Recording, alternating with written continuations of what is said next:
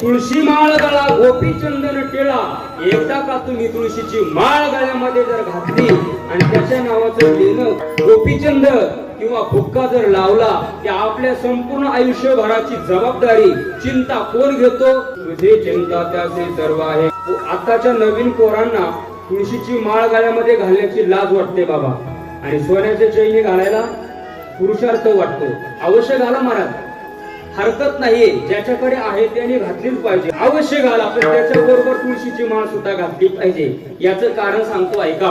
तुम्ही तुमच्या गळ्यामध्ये ती सोन्याची चैन जर घातली तर तुमच्यावर 24 तास चोराची नजर असेल, आणि एक ना एक दिवस तो चोर तुमचा काटा काढल्याशिवाय राहणार, म्हणजे काढू नाही पण काटा काढल्याशिवाय राहणार नाही. पण जर पवित्र अशी तुळशीची माळ जर तुम्ही तुमच्या गळ्यामध्ये जर धारण केली तर तुमच्यावर चोराची नाही तर जगाच्या मालकाची नजर असेल महाराज. म्हणून त्या ठिकाणी तुळशीची माळ गळ्यामध्ये धारण केली पाहिजे महाराज.